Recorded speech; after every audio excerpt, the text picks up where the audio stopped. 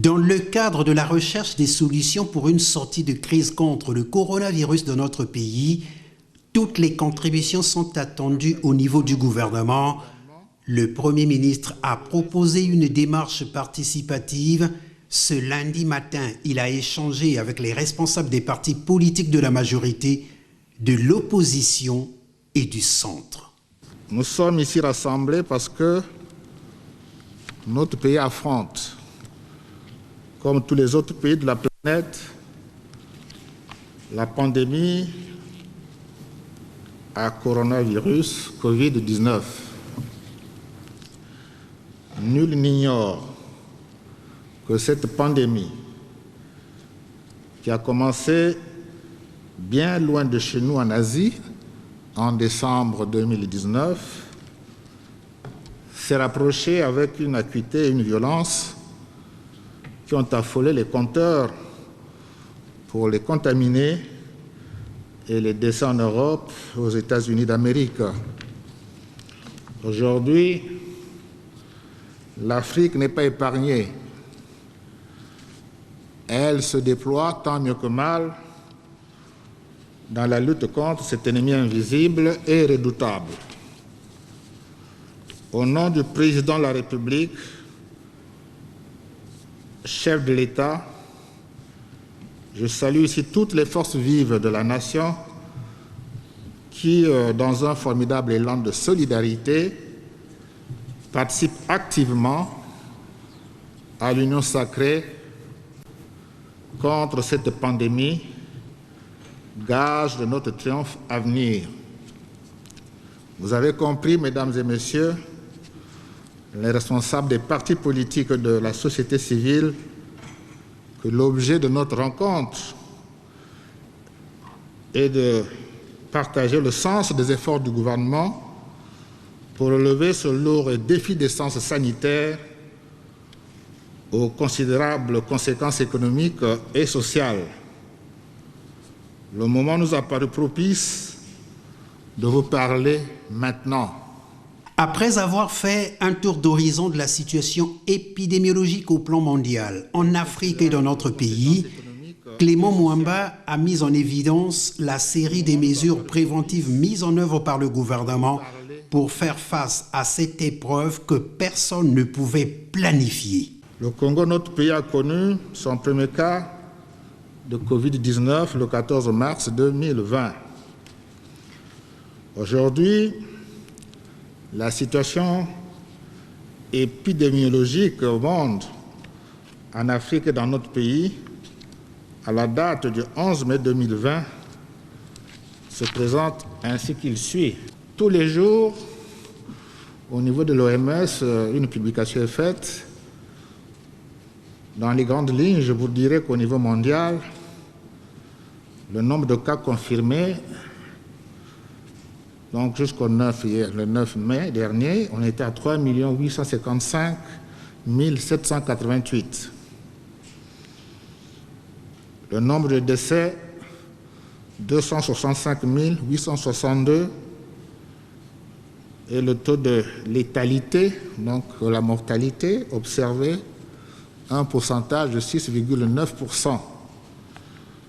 En Afrique, le nombre de cas confirmés, 57 864. Le nombre de décès, 2162. Et le taux de létalité, 3,8%.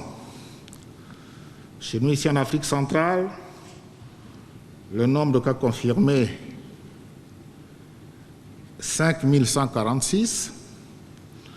Nombre de décès, 204. Et le taux de létalité, 4%. Chez nous au Congo, le nombre de cas confirmés, donc jusqu'à hier, 333. Cas confirmés dans les dernières 48 heures, c'était 46. Nombre de cas de contamination locale, 298. En vous signalant que dans la contamination, les tout premiers, c'était des cas qui nous venaient de l'étranger. Pour la plupart de ceux qui avaient voyagé, Et souvent d'ailleurs, ceux qui voyageaient, ceux qui avaient quelques moyens, au point qu'on aurait même pu penser que la maladie concernait les hauts cadres, les gens qui ont les moyens d'aller à l'étranger. Et depuis lors, la contamination locale s'est accélérée. Nombre de cas guéris, 53.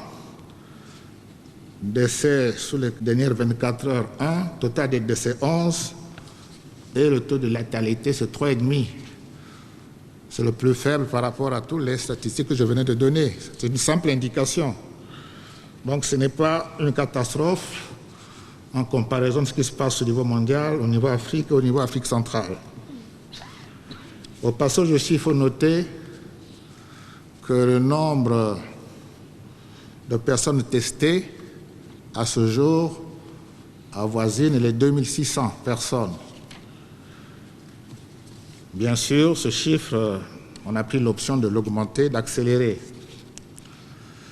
Donc, voyant venir la menace, avec donc, la collaboration de l'Organisation mondiale de la santé, le gouvernement, sous la haute direction du président de la République, chef de l'État, a mis en œuvre une batterie de mesures et mené une série d'activités parmi lesquelles les mesures préventives, comprenant les gestes barrières, la fermeture des lieux de culte, la fermeture des établissements d'enseignement préscolaire, primaire, secondaire, général, technique et professionnel, ainsi que les établissements d'enseignement supérieur, tant publics que privés, la fermeture des bars dancing, boîtes de nuit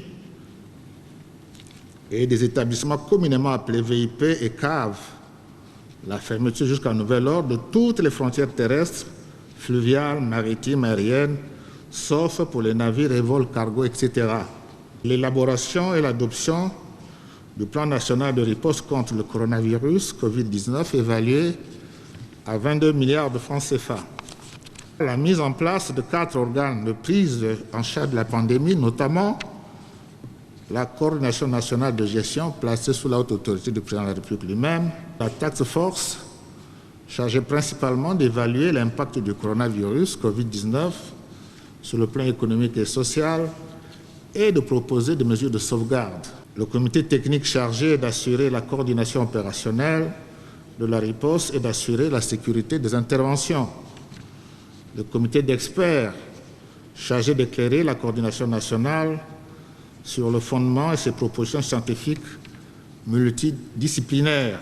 La création de 2 fonds, le fonds Covid-19 pour faire face à l'urgence sanitaire et le Fonds national de solidarité pour le soutien des entreprises, la compensation des pertes de revenus des actifs et l'aide aux personnes vulnérables. L'examen et la présentation au Parlement de la loi de finances rectificative exercice 2020 pour adapter le budget de l'État à la nouvelle situation de gestion du pays. Les mesures sociales et économiques d'accompagnement, le dépistage, la prise en charge gratuite des malades. Depuis le début de la riposte, l'action gouvernementale a bénéficié des hautes orientations du président de la République, chef de l'État, par le moyen de 2 messages à la nation, délivrés respectivement le 28 mars et le 30 avril 2020. Ces messages ont constitué de grandes occasions de pédagogie collective sur les comportements individuels et collectifs face à la pandémie et d'annonce de plusieurs décisions et mesures, dont l'instauration de l'état d'urgence, le confinement à domicile, l'interdiction de la circulation sur l'ensemble du territoire national, à l'exception des déplacements jugés essentiels, la régulation des ventes sur les marchés domaniaux, ouverture 3 jours sur 7, la mise en place d'un couvre-feu de 20h à 5h du matin, la mise en œuvre à grande échelle du test de dépistage, le renforcement des moyens de riposte clinique et biologique, le port obligatoire du masque pour toute personne présente dans les espaces publics fermés ou ouverts, les transferts monétaires d'un montant de 10 milliards de francs CFA au profit de 200 ménages les plus vulnérables, dont 100 000 à Brazzaville, 60 000 à Pointe-Noire et 40 000 dans les autres départements du pays. Le réaménagement fiscal et social des entreprises, l'aide directe et indirecte aux entreprises avec les moratoires et échelonnement des prêts bancaires, nouvelles facilités de crédit avec ou sans garantie de l'État. La contribution de 50 milliards de francs CFA comme premier rapport de l'État au Fonds national de solidarité. C'est le moment de remercier solennellement, une fois de plus, tous les donateurs qui ont contribué à l'alimentation de ces deux fonds, le fonds Covid-19 et le fonds de solidarité. Parmi ces donateurs, on compte tout à votre honneur certains partis politiques et certaines individualités.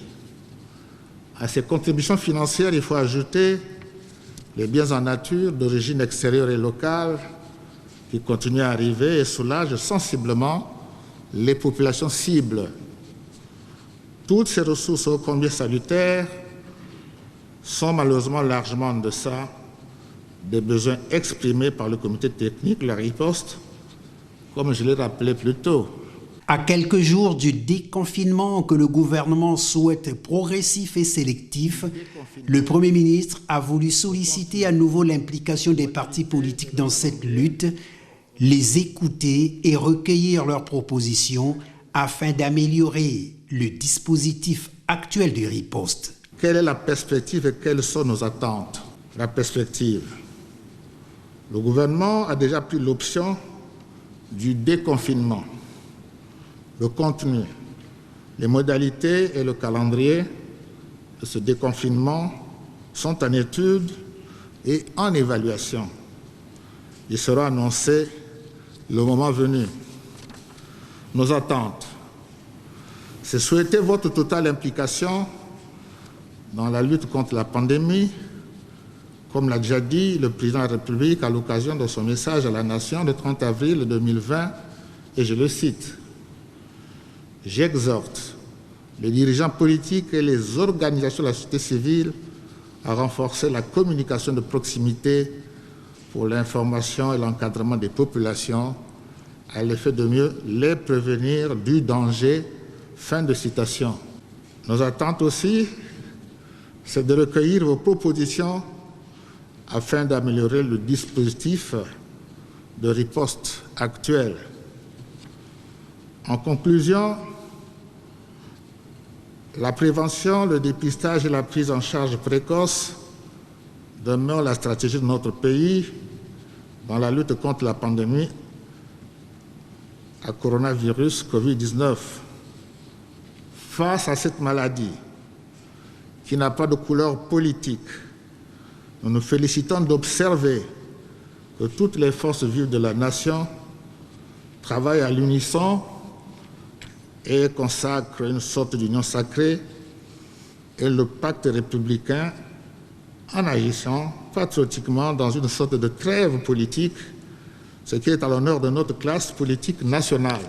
Prenant la parole, les chefs des partis politiques ont fait part de leurs préoccupations, au nombre desquelles figurent le dépistage de masse, le port obligatoire du masque, le déconfinement, l'assistance aux personnes les plus démunies, pour ne citer que cela. Le 22 mars, les partis du centre avaient demandé au gouvernement d'exiger le port des masques.